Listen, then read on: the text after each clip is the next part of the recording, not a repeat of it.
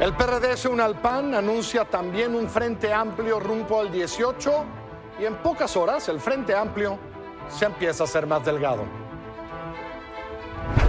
Para hablar de esto, del Frente de Alianzas, de Gobiernos de Coalición y del 2018, Manlio Fabio Beltrones en este programa y dice o gobierno de coalición o veremos un gobierno de colisión. La Procuraduría General de la República anuncia la ruta de su investigación sobre espionaje y Diego Fernández Ceballos hablará de eso en esta mesa el día de hoy.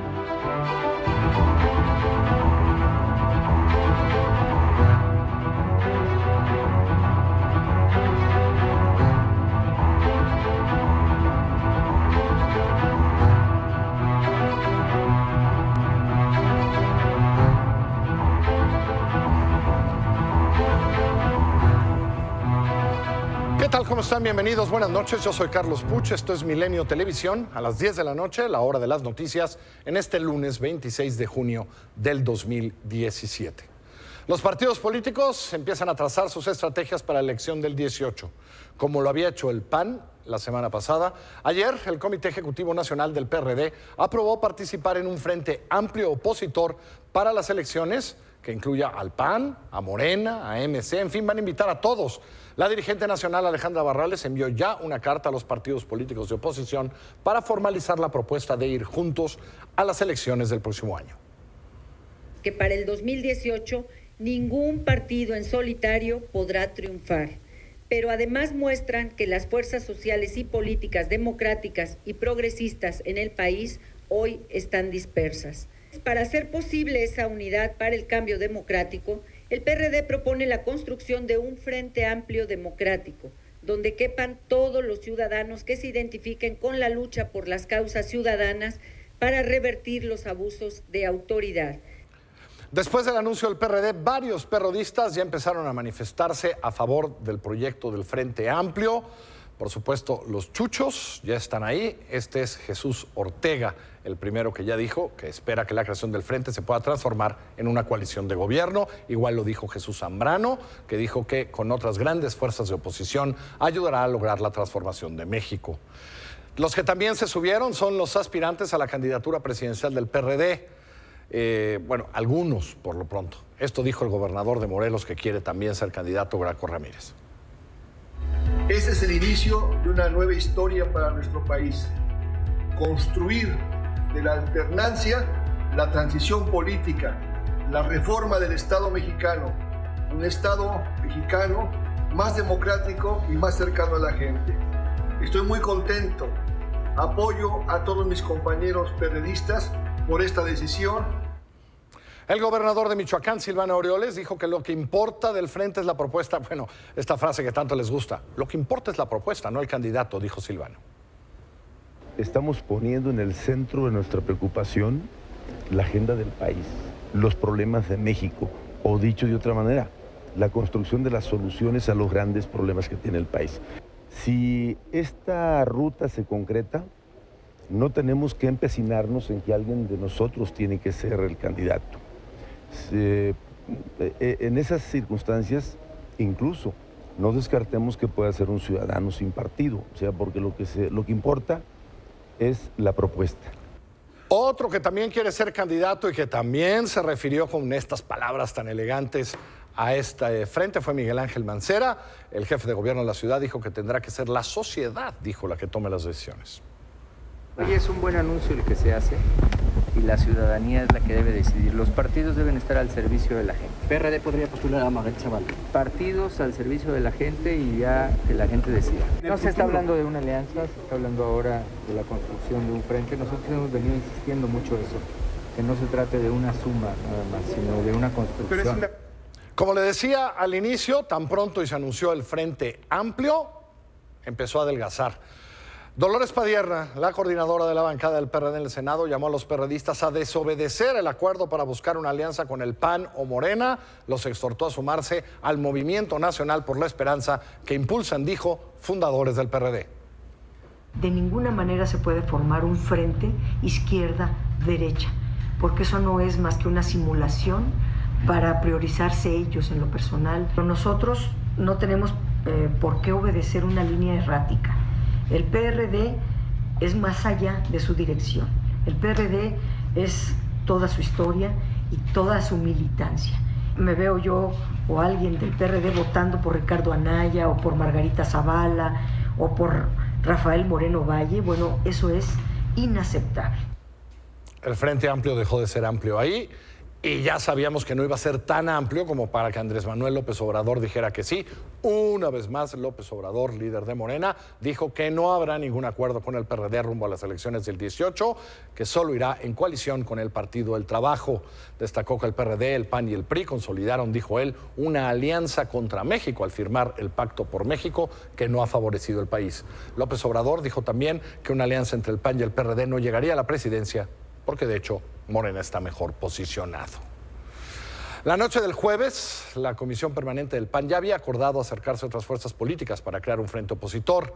Hoy varios panistas manifestaron una postura bastante abierta a la opción de aliarse con el PRD. El coordinador de Acción Nacional en la Cámara de Diputados, Marco Cortés, dijo que su partido puede ir en un frente común con cualquier partido menos con Morena y el PRI.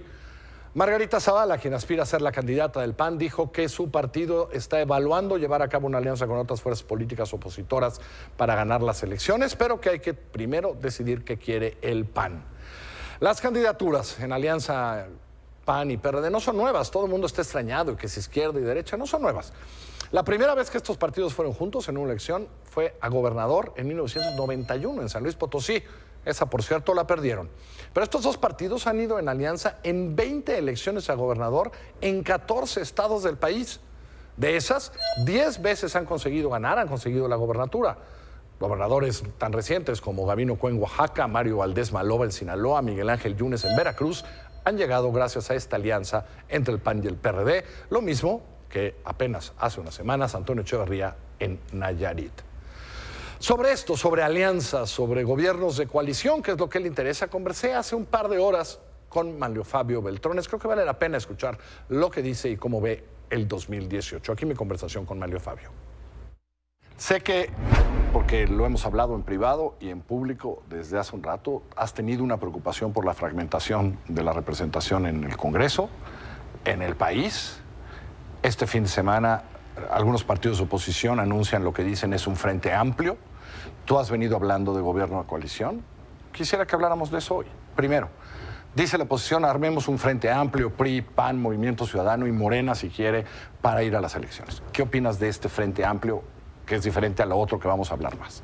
Que es quizá necesario para ellos, pero es más de lo mismo. Es una alianza para ganar una elección. Y lo que yo he propuesto desde hace tiempo es más que pensar en ganar una elección, es qué va a pasar después con la gobernabilidad en este país. Siguen los partidos fragmentados, siguen sin ideología los partidos, y entonces los partidos hoy se convierten en un taxi que cualquiera le puede hacer la parada en una esquina para que lo lleve un objetivo, se bajan, a veces le pagan, a veces no. No se acuerdan si era, de qué color era el taxi, si era Uber o... Solamente que el que viajó en él puede haber sido un delincuente y posteriormente andan buscando al dueño del taxi.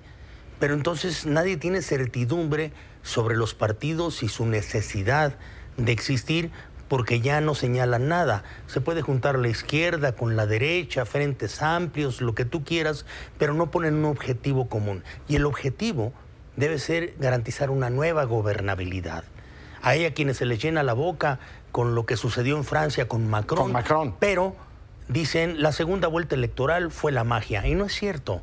La magia de Francia... ¿Tampoco te parece que la segunda vuelta tenga que ver con ello? Yo creo que la segunda vuelta es un instrumento de un sistema político, pero no es la solución por completo. Tú has hablado hace muchos años, y hay que reconocerlo, desde que estabas en el Senado. Recuerdo, la Belisario Domínguez hizo todo un documento junto con jurídicas, gobiernos de coalición. Yo sí quisiera que explicaras un poco qué es eso, es decir, cómo se come eso que no lo hemos comido en el país todavía. Es decir, ya está en la Constitución, ya existe.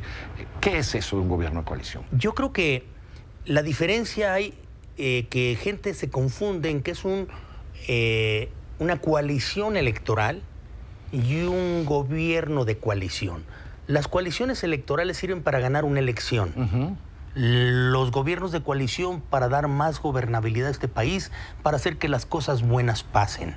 Vamos, la obligación de acordar entre los diferentes para que México tenga más certidumbre jurídica, política y social que la que actualmente sucede. Si queremos seguir nada más ganando elecciones, hagamos coaliciones electorales para ver si vencemos una vez al otro, pero no estamos garantizando una nueva gobernabilidad. Coaliciones de gobierno, nueva gobernabilidad para el país. Ahora, una coalición de gobierno tiene que armarse antes de la elección, ¿o no? ¿O se arma después de la elección? Podría ser. Si tú le dieras un fondo a las coaliciones electorales, dirías que las coaliciones electorales en el momento de triunfar deberían de convertirse en coaliciones de gobierno para dar garantías a la sociedad. Sí, uno imaginaría, ¿no?, que si se juntan PAN, PRD y de repente pues haya por lo menos 5 mínimos que van a suceder, que es la primer parte de la agenda, ¿no? Pero revisa las coaliciones electorales que se han hecho en el pasado, que no te dan ninguna garantía en el futuro. Ninguno de ellos ha registrado su plataforma o su agenda de gobierno ante el Congreso para su cumplimiento. Lo hicieron ante el Instituto Nacional Electoral, que por cierto, el Instituto Nacional Electoral sabe que las coaliciones electorales terminan el día siguiente de que sucede la elección. Sí, esas cosas después no suceden a la hora que hay que ir con el Congreso y pasar leyes o hacer o actuar, ¿no? Entonces puede resultar una engañifa hacia el electorado. ¿Cómo se construye prácticamente? Es decir, todos compiten por separado, a lo mejor hay alguna alianza tal, ¿y quiénes arman después la coalición? ¿En una negociación quien quiera sentarse en esa mesa? Mi propuesta es, aquel que no logre mínimamente el 42% de la votación del electorado, del 50% que vota, tendrá que convocar un gobierno de coalición, con lo cual regula en buena parte, modera cada una de sus propuestas en campaña. Decía Bismarck que no conocía más mentirosos que un grupo de cazadores o candidatos en campaña. En verdad que lo que dicen en la campaña posteriormente no lo quieren cumplir como gobierno. En este caso, lo que tendrían que hacer el que no consigue el 42% de la votación, pero resulta el más votado, es convocar a otras fuerzas para hacer gobiernos de coalición. Estos gobiernos de coalición darían estabilidad.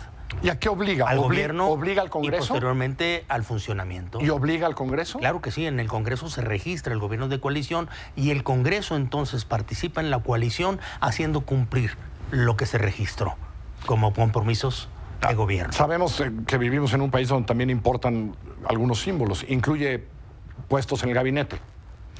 Incluye lo que dice ya la Constitución, que todos los miembros del gabinete, con excepción del secretario de la Defensa y el secretario de Marina, pasarían a ratificación del Congreso. Ojo. Es decir, que tendrían que ser parte de ese acuerdo de coalición.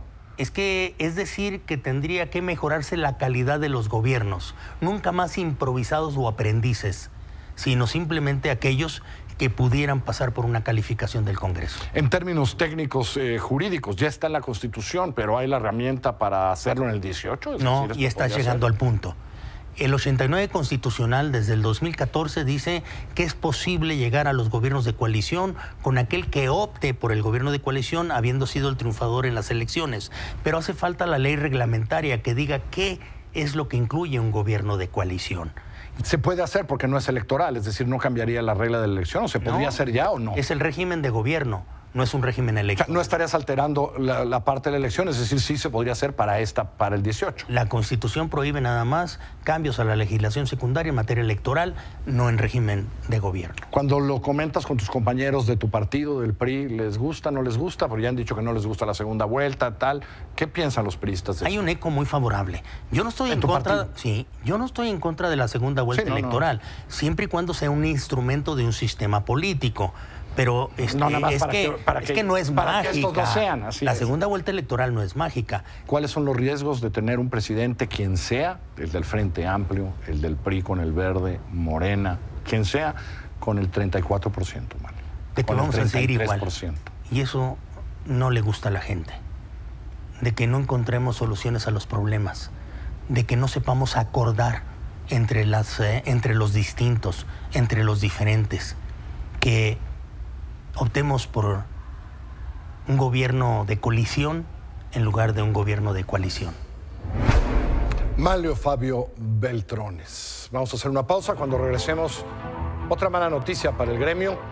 Encontraron el cuerpo del periodista Salvador Adame, que había desaparecido en Michoacán el 18 de mayo. Ahora volvemos. Metas. Todos tenemos una. Para unos es sentirse en las nubes. Y para otros, tocarlas. Date la oportunidad de vivir el futuro que quieres, invirtiendo. Hazlo sin ser experto con un clic en fondos de inversión. Bancomer. Creando oportunidades.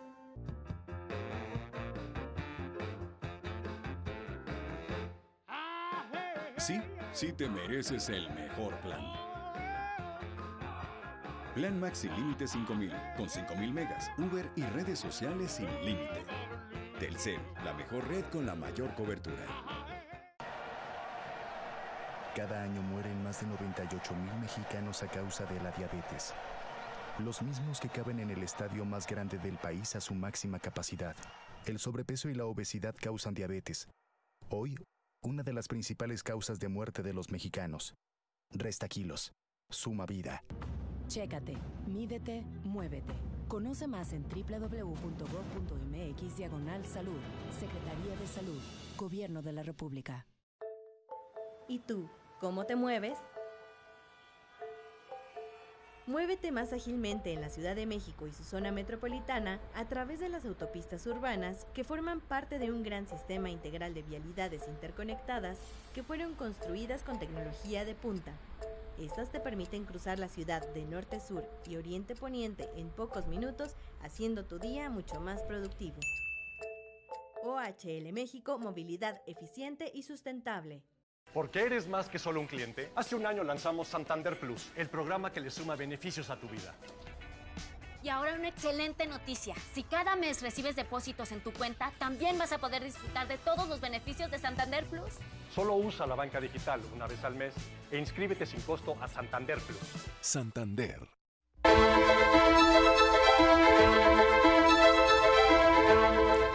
En Michoacán, la Fiscalía Estatal identificó los restos del periodista Salvador Adame, secuestrado este 18 de mayo y cuyo cuerpo fue localizado, calcinado, el 14 de junio pasado en una barranca en la carretera que conduce de Nueva Italia a Lombardía.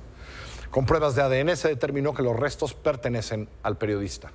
A la investigación también contribuyó la declaración de Daniel Rubio Ruiz, el Cabezas, detenido la semana pasada junto con Ignacio Rentería, alias El Cenizo, quien confirmó dónde fueron abandonados los restos de Adame.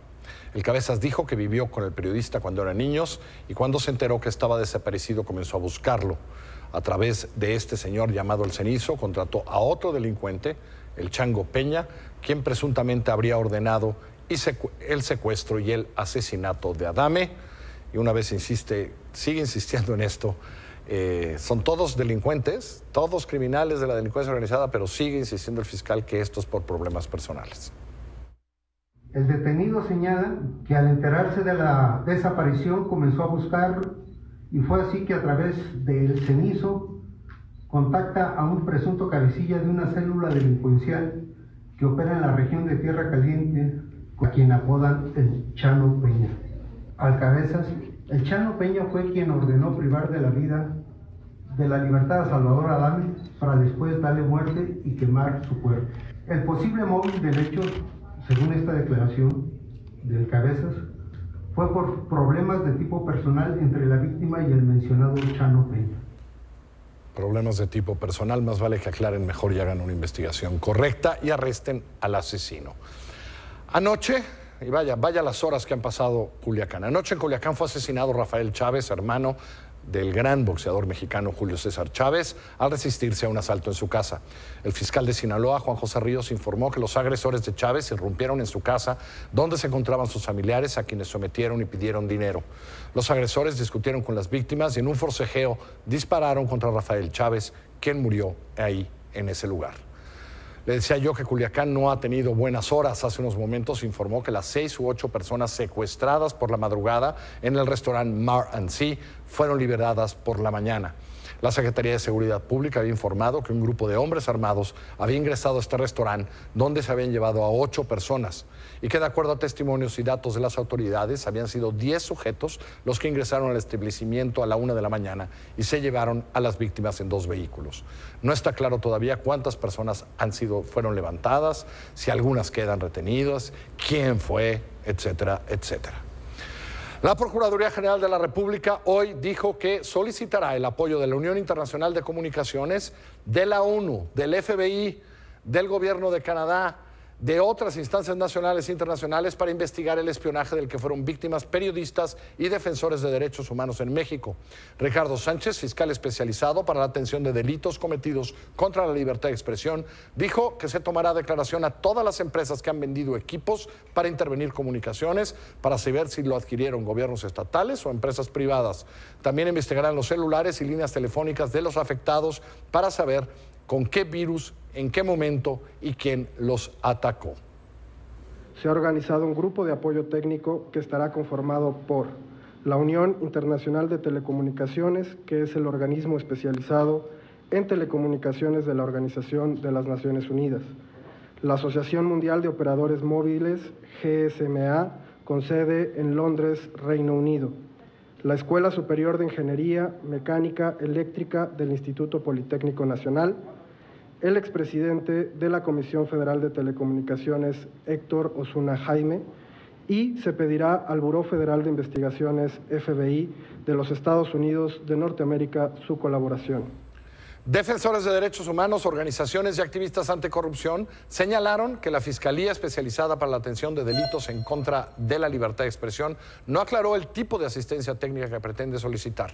En un comunicado, la Red en Defensa de los Derechos Digitales, SocialTIC y Artículo 19 aseguraron que el grupo de apoyo técnico no responde a la solicitud de las víctimas de integrar un panel de expertos independientes nombrado por mecanismos internacionales.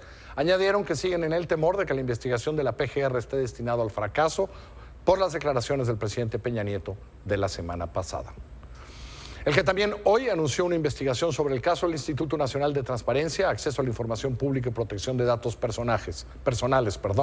El INAI informó que investigará las instancias públicas y privadas para determinar si estuvieron involucradas en la recolección y tratamiento de datos personales con el uso de Pegasus u otro malware o software malicioso. Y como cada lunes en este estudio está Diego Fernández Ceballos, que hoy escribió de eso. Diego, hoy escribiste de eso, así que vamos a hablar de espionaje. Sí. ¿Qué te parece hoy? Muy bien. Nada más primero, felicitarte por el programa, la entrevista de hace unos minutos con Manlio Fabio. Gracias, muy Diego. Interesante. Y a Carlos Marín por la de unos minutos antes con el doctor de la Fuente. Beltrones y de la Fuente, 2 personajes a los que no hay que perderles la vista. El próximo año. Ahora sí. Escribiste hoy sobre la gravedad del espionaje, sobre la investigación. ¿Qué quieres decir ahora de la PGR hoy? Como que ya dijo, ok, esta es la ruta, ¿no? A mí me parece esa ruta bien trazada. Ojalá se lleve adelante con toda seriedad para llegar a resultados creíbles y suficientes para que concluyan con un castigo en quienes hayan estado involucrados.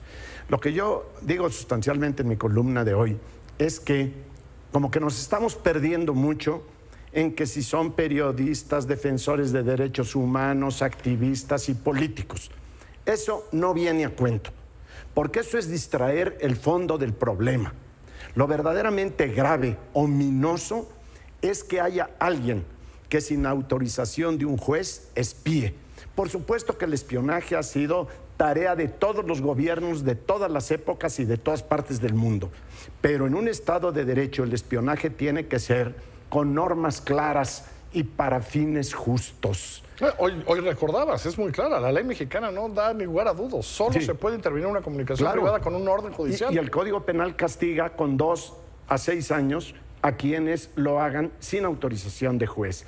Pero cuando ya viene aquí como un equipo de afectados en razón de sus actividades, de la incomodidad que le generan al gobierno, me da la impresión como que estamos desviando lo fundamental. A mí no me importa si el espiado es un periodista, un empresario, un líder político.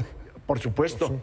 En otra ocasión te cuento de cuando a mí me te ha tocado. Y lo que le dije al que me dio la noticia en otro momento. Pero para mí también es importante porque creo que ya es tiempo de definir si se vale que información obtenida criminalmente sea difundida por los medios de comunicación y de esta manera socializar lo que fue obtenido de manera criminal y que además con ello, a mi modo de ver, estamos lastimando más a la estructura social.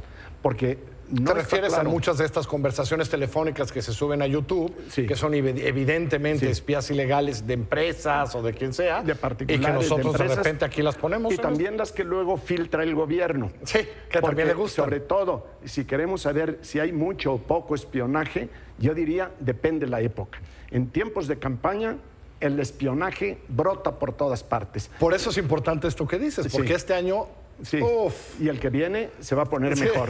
Por eso creo, Carlos, que no nos debemos de ir, que si son defensores, periodistas, políticos, eso es una tontería porque nos estamos distrayendo de lo fundamental. Se entra a la vida privada y a la vida íntima de seres humanos y se les agrede en lo que en cualquier país que se respete se tiene que considerar sagrado. Para mí ese es el tema y yo invito a los afectados que más bien busquen que al margen de sus actividades el gobierno, a través de los mejores métodos y con todos los apoyos y con instituciones confiables, pueda llegar a la verdad y castigar a los que hicieron esa felonía. Esperemos que así suceda, Diego. Un placer. Felicidades. Muchas gracias.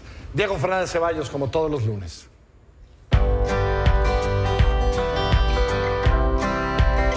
Telcel, la mejor red con la mayor cobertura. Y como cada lunes, así soy de afortunado. Tengo a Diego y luego tengo a Regina Reyes Heroles hablando de negocios. ¿Cómo estás, Regina? Muy bien, muchas gracias. Buenas noches. ¿De qué vamos a platicar hoy? Del TLC. Del Tratado de Libre Comercio. Sí, porque fíjate que desde hoy la Secretaría de Economía abrió las consultas públicas para la modernización del Tratado de Libre Comercio de América del Norte. Este proceso, va a durar un mes, del 26 de julio al 26 de julio, y se puede hacer a través de la página web que pueden ver en la pantalla ahora. Yo ya lo hice, está muy interesante hacerlo. ¿Ah, sí? Puedes poner tu comentario. Aquí estamos teniendo. Ahí ¿Cómo entra ahí?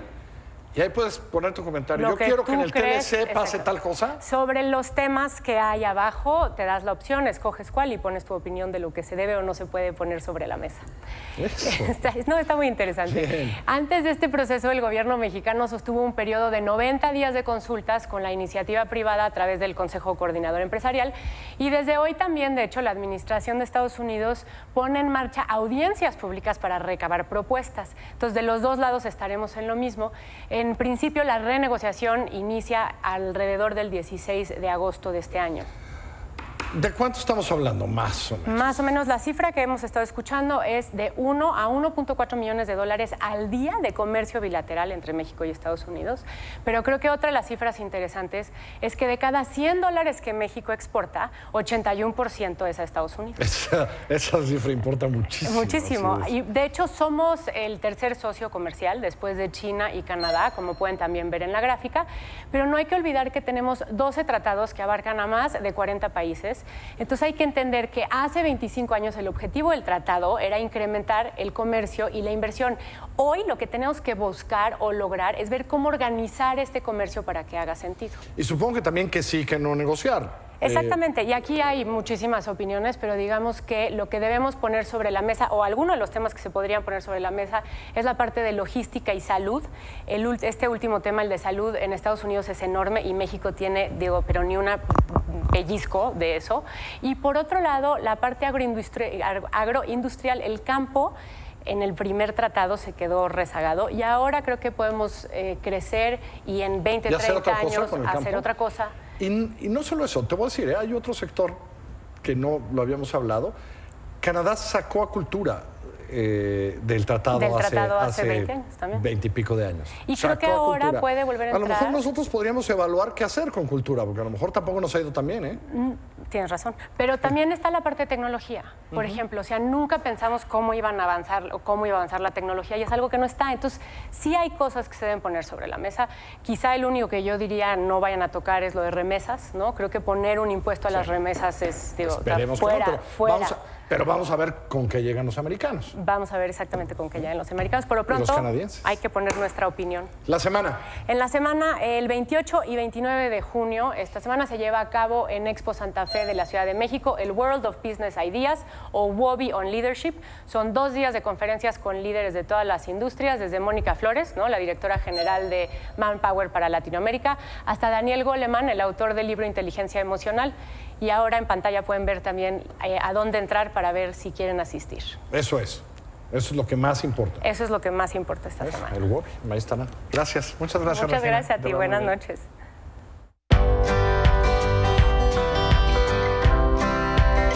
Telcel, la mejor red con la mayor cobertura. Buen arranque de semana para el peso. La interbancaria cerró en 17 pesos con 86 centavos por cada dólar. Al menudeo, el verde, el que compramos usted y yo, 18 pesos con 21 centavos. Voy a hacer una pausa. Cuando regresemos, Jimena se fue el sábado de la marcha, increíble que hubo del orgullo, etcétera. Se fue y empezó a preguntar sobre la palabra puto en los estadios. ¿Qué piensa la comunidad que celebró la diversidad sexual de lo que pasa en los estadios? Eso se lo vamos a presentar. Metas. Todos tenemos una. Para unos es sentirse en las nubes.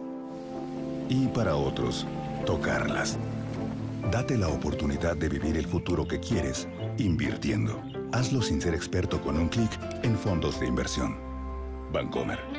Creando oportunidades.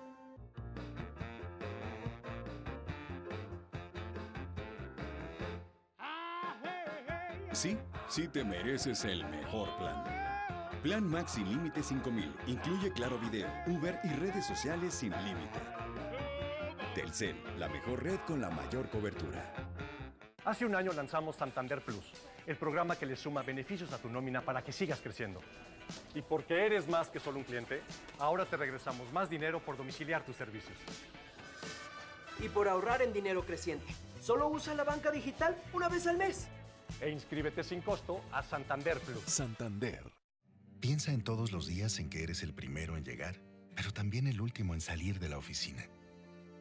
Piensa en las noches sin dormir. Piensa también que todo ha valido la pena, porque acabas de comprar, al fin, el hogar que siempre imaginaste. Piensa que todo lo que haces es por ellos y por ti. Por eso, en Infonavit no subimos la tasa de interés y ahora te prestamos hasta 1.6 millones de pesos para que lo hagas realidad. Infonavit, piensa en ti.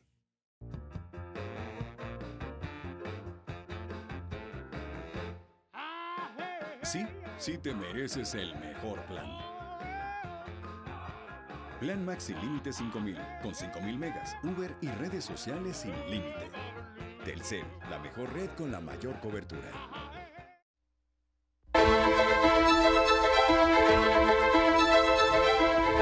El día de hoy en San Antonio, en Texas, comenzaron las audiencias sobre la ley SB4, esa que obligaría a los policías de todo el estado a apoyar a autoridades migratorias, lo cual podría acabar siendo una pesadilla para los muchísimos miles de paisanos que viven en ese estado. Janet López Ponce le cuenta lo que pasó allá y lo que pasó aquí al respecto.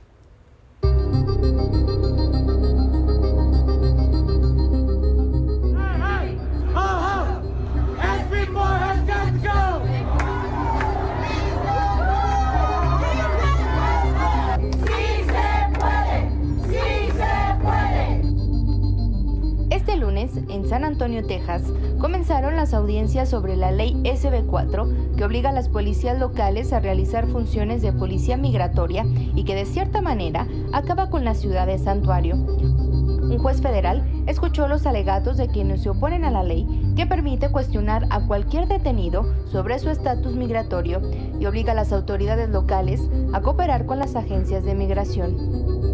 Afuera de la corte, cientos de personas, principalmente migrantes y activistas, se manifestaron contra la legislación. Organizaciones como la Unión Americana de Libertades Civiles y el Fondo México-Americano de Defensa Legal, MALDEF, y las ciudades tejanas de San Antonio, Houston, Dallas, Austin, El Cenizo y El Paso, interpusieron una demanda contra la SB4. mientras que el gobierno mexicano está apoyando las demandas contra la SB4 a través del cónsul general de San Antonio, que este lunes presentó una declaración juramentada ante la Corte para exponer en qué medida afecta a la comunidad mexicana. Una declaración para brindarle contexto al juez a fin de que le permita tener elementos de utilidad para poder decidir sobre la moción que ha presentado una organización para pedir que no entre en vigor la ley. El subsecretario para América del Norte, Carlos Sada, detalló que el documento que presentaron a la Corte muestra que entre mayo y junio de este año se incrementaron 678% las llamadas al Centro de Información de Asistencia a Mexicanos, con relación al mismo periodo del año pasado. Asimismo, hubo un aumento del 32.4% en la expedición de documentos a mexicanos. El subsecretario destacó que aunque la ley SB4 no ha entrado en vigor, los migrantes mexicanos ya le temen. Este tipo de situaciones sin duda criminalizan más el fenómeno migratorio, abundando sobre las órdenes ejecutivas que sacó el presidente Trump hace ya algunos meses. Las audiencias judiciales de la ley durarán al menos un par de días.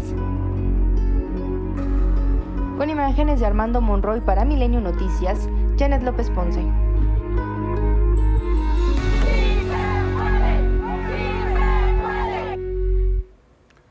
La Suprema Corte de Justicia de Estados Unidos permitió hoy que una parte del veto migratorio de Donald Trump entrara en vigor.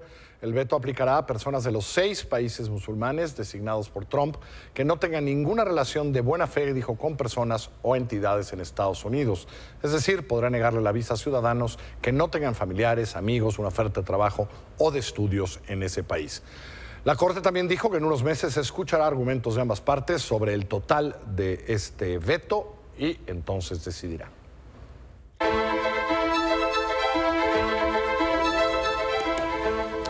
Pues Jimena se fue a la Marcha de la Diversidad del Orgullo Gay el sábado pasado y hizo un sondeo sobre la palabra puto. Cuéntanos todo, Jimena. Muy buenas noches, Carlos. Así es, ahora me llevé el cuaderno, la cámara, el micrófono. Te llevaste el todo. sábado, así es, a la marcha LGBTTI. Y sobre todo porque me da mucha curiosidad que siempre la federación y algunos aficionados que lo seguían gritando, pues decían que tiene muchas connotaciones y sabemos muy bien que su no opinión. era una agresión contra la comunidad. Pero no sabía, nadie le había preguntado a ellos. Bien. Entonces vamos a ver qué nos dijeron. Eso.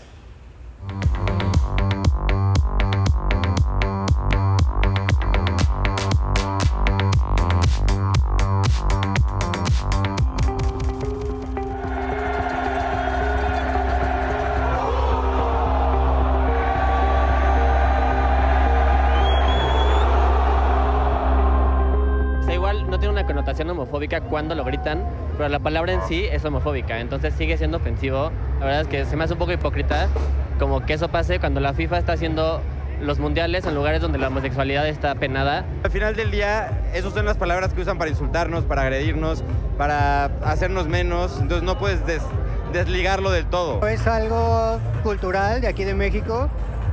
Yo en general no le veo como algo malo o algo denigrante.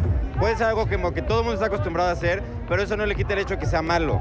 Debe haber una política por parte de los equipos, por parte de la federación, de hacer llegar ese mensaje de por qué hacer ese grito implica un menoscabo, implica una agresión a una minoría que sigue luchando por sus derechos. Es bastante difícil de pensar cómo sancionarlo, cómo no sancionarlo, porque al final es una cosa cultural que lo que hay que cambiar es la mentalidad, pues. Como que la FIFA ni ninguna organización importante como que realmente ha tomado el punto de vista de esta comunidad.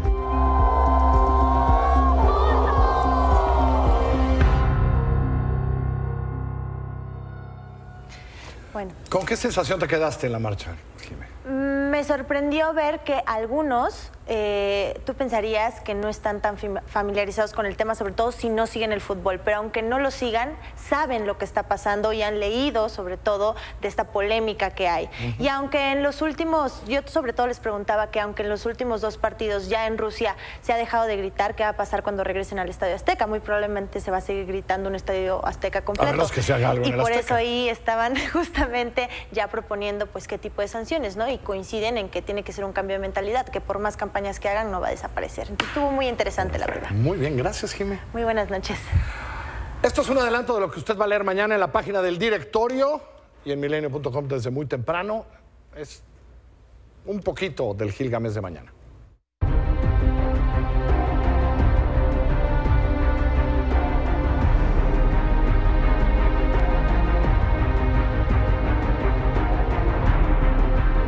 Una oquedad trajo a la vida de Gil hacia la publicación de Club de su periódico Reforma. Error del vacío.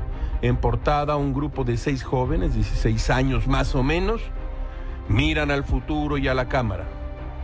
Elegantemente ataviados con smoking de firma y zapatos de firma y corbatín de firma y camisa de firma, cualquier cosa que esto quiera decir, los jóvenes se despiden de la preparatoria del Colegio Cumbres de los Legionarios de Cristo. Ellos van a graduarse, yeah. Si ustedes oyeran los apellidos, se iban de espaldas. Gil se había armado hasta los dientes con el libro de Ricardo Rafael, Mi Reinato, la otra desigualdad, publicado por Planeta en el año 2014. Oigan esto.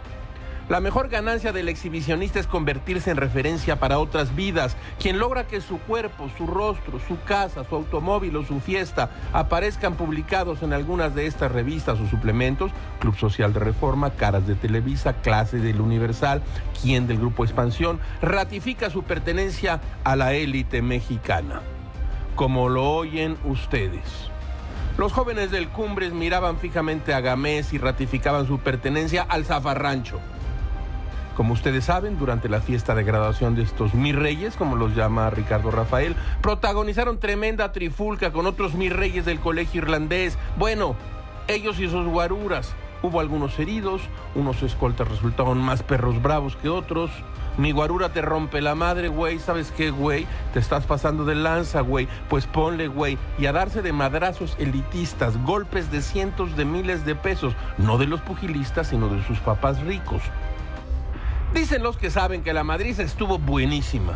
Te rompo el hocico con mis zapatos Ferragamo, güey. No toques mi Hermenegildo Seña, cabrón. Ni se te ocurra rayar mi BMW con tus pezuñas, güey. Traigo el Mercedes, güey. Si manchas con tu sangre esta lámina sagrada, güey, no lo cuentas. Todo es muy raro, caracho. Como diría Epicuro de Samos, en el mullido sillón. El que no considera lo que tiene como la riqueza más grande es desdichado, aunque sea dueño del mundo. Grande Gilgamesh. Yo mañana tempranito me voy a leer completo el 1 hasta el fondo. Muy buenas noches, soy Carlos Puch. Lo espero mañana aquí a las 10 de la noche. Quédese a lo largo del día aquí en Milenio Televisión, donde está mejor informado que en ninguna otra parte. Que le vaya bonito.